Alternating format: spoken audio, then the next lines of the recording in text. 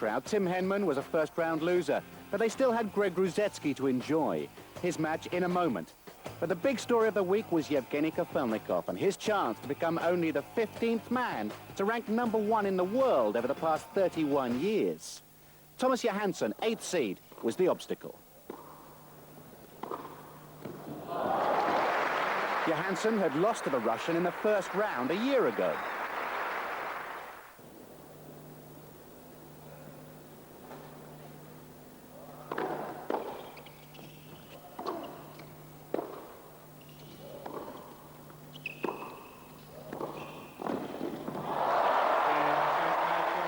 What a perfect time to gain revenge.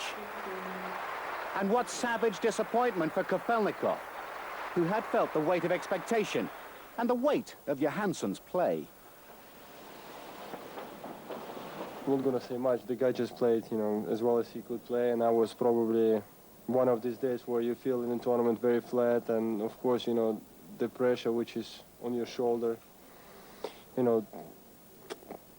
just, one of these days. But I'm not disappointed at all. I know, like I said before, it's going to happen sooner or later. He's one of the best players I've seen. So, but today he was, which is normal, very, very tense. So, but he's going to be #1, I think. So Kafelnikov, one match short of his dream and out of Battersea Park. Johansson through to play a rampant Richard Krajicek. Whilst in the bottom half, Moroccan Hisham Arazi had surprised a few, but now faced the fearsome Greg Rusetski.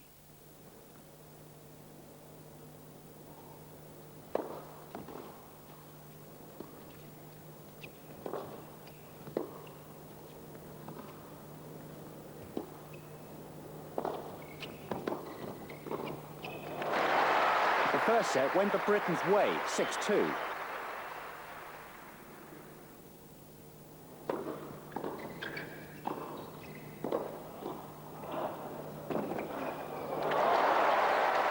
But Arazi had come back from a set down to Ivanisevic in the second round, and he is gifted. Overpowering him is Greg's best solution.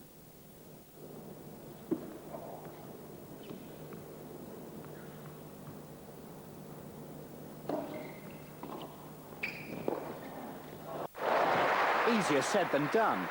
Arazi is one of the most watchable players in the game.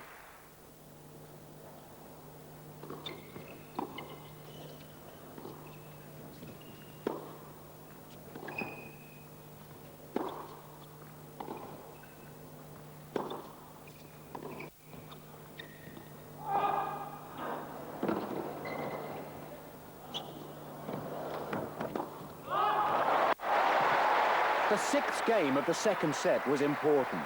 Arazi serving at 2-3 and struggling.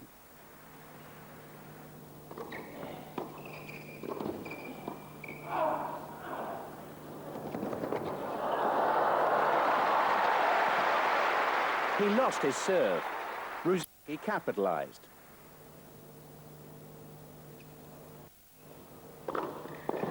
Game, set, match, Rusetski's season is building momentum. Semi-finals in Rotterdam, a final in Battersea Park. The second semi-final. And well-earned applause for Richard Krajicek. Earlier in the day, he attended the funeral of fellow pro Menno Oosting back home in Holland.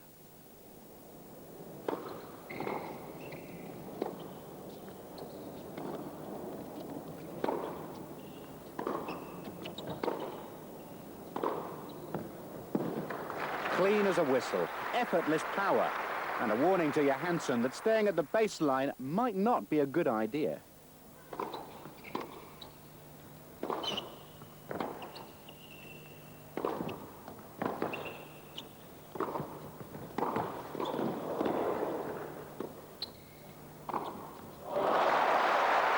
He's a fine athlete. That backhand smash brought it back to 2-4, 30 all. First set.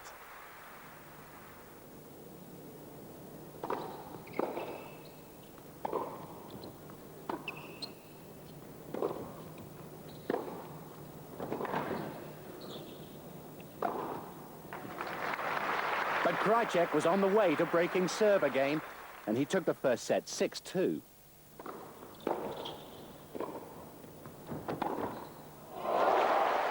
He isn't the most visible member of the world's top 20, but he's an excellent competitor.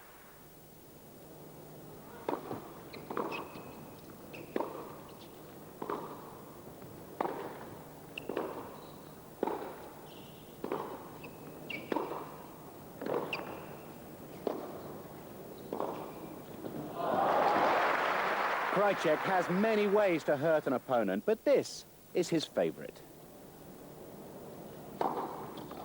Game, Sampras, Krajicek. Nobody had yet managed to take a set from the former Wimbledon champion. We had a Krajicek-Rusetski final. British hopes high as Rusetski contests his first final since beating Pete Sampras at the Super 9 in Paris last November.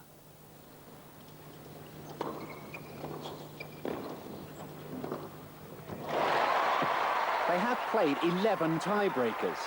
Rusetski has won 7 of them.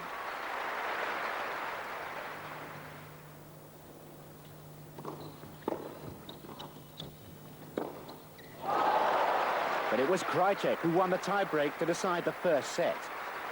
There's never more than one flash of inspiration between these two.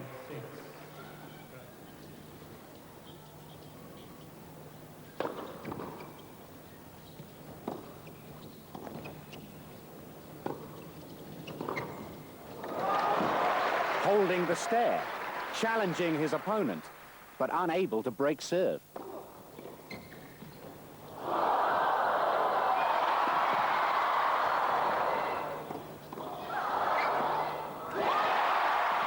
That would have given Krajicek match point. Instead, Rusetski leveled the contest. A deft touch, anticipated by Krajicek. This one should have been buried. This one was. With Krajicek serving at 4-3, 15-love in the third set, Rusetski gave his racket to a lucky ball girl who enjoyed her moment under the lights. In fact, everyone had a good time. But Krajicek lost his concentration. 10 of the next 11 points.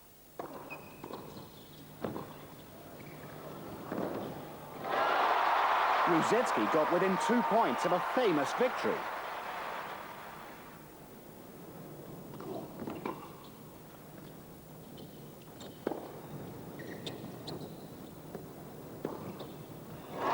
But Krajicek showed strength, and this time with a break of serve, he didn't falter.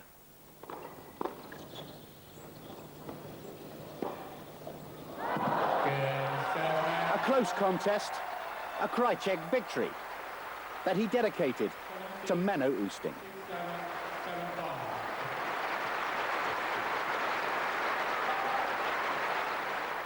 Later in the day, the stands were full for Tim Henman partnering Greg Rusetski in the doubles final against Byron Black and Wayne Ferreira. When was the last time you saw 2 top 10 singles players playing doubles? A while ago for sure. Party time for the faithful, consolation for Greg Rusetski after his singles final. He and Henman shared the applause and a check with the match of the round featuring the lone American Pete Sampras. This was his view of the #1 ranking. There could be a number of guys that could touch #1, Kafelnikov or after. Depends on the timing. Depends what you did last year. And you know, sure, don't get me wrong. It's nice to be back to #1, but I'm more. Like I said, it's not the priority right now. It's trying to get through this tournament. And that meant beating Richard Krajicek, something he'd only achieved twice in 7 previous meetings. These two have accounted for the last 6 Wimbledon crowns.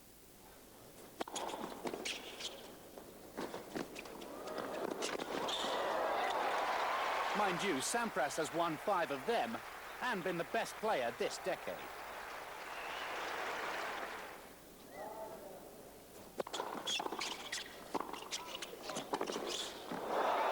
But the Dutchman has the game to frighten anyone, and he knows how to finish.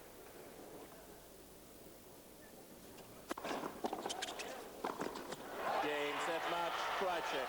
Krajicek was, at this point, the new favourite for the Lipton title. A 4th consecutive victory over Sampras.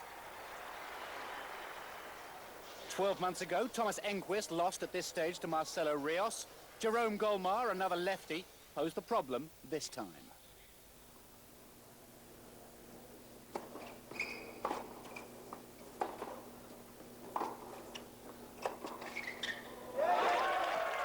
Unorthodox, yet highly effective.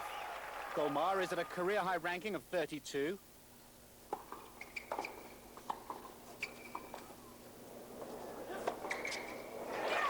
Enquist is number 15 and climbing.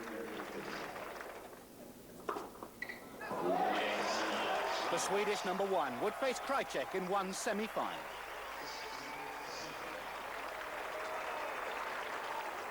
Nicholas Kiefer against Francisco Clavet of Spain is not a quarter-final that would have lost the bookmakers any money. But Clavet was the highest-ranked player left in the top half of the draw at number 22.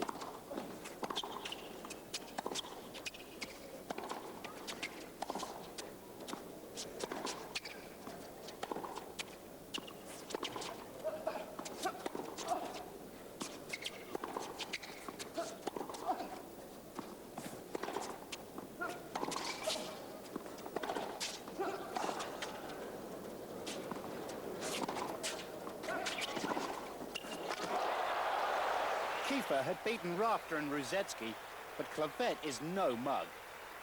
Like Ivan Lendl used to do, he grinds people down.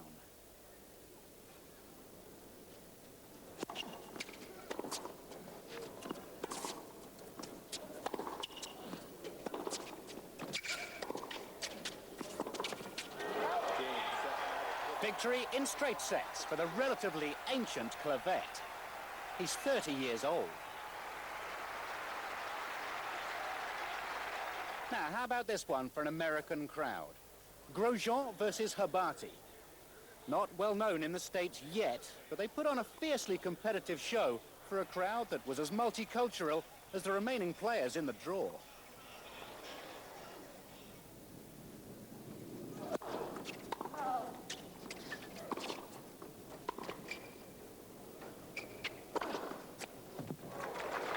Habati was newcomer of the year in 1996. Grosjean was the world's best junior in the same year.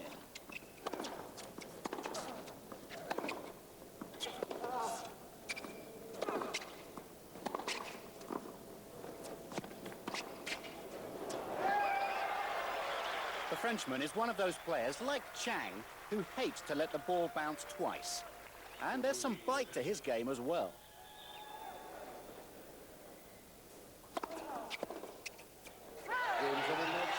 What a way to follow up his victory over Moya. Clavet was his semi-final opponent. Young versus old in the top half. Grosjean versus Clavet. At the bottom, Enquist, a finalist at this year's Australian Open, against Richard Krajicek, Battersea Park champion, and victor again over Sampras in the quarterfinals. Krajicek took the first set 6-4.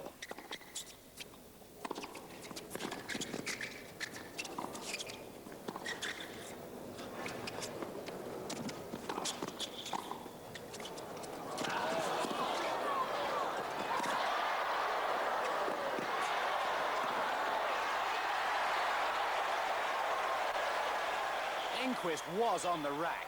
Breakpoint down in the first game of the second set and kept in the rally by a bizarre sequence of events. Same game, the fight goes on.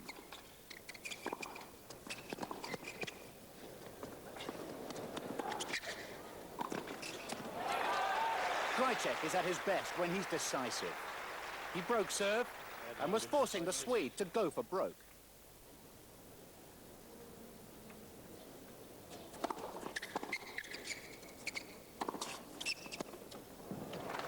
He's good at hitting lines, but the pressure was on. Krajicek constructed a perfect rally at 4-2. He's at the top of your screen. He could be out for a Sunday stroll.